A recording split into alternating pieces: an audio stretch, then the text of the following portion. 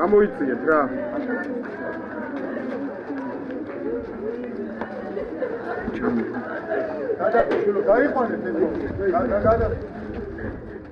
დაახლოებით 30 კვადრატზე ორ ოთახში მთლიანად იყო მოდებული და ღია ცეცხლი გამოდიოდა გარეთ.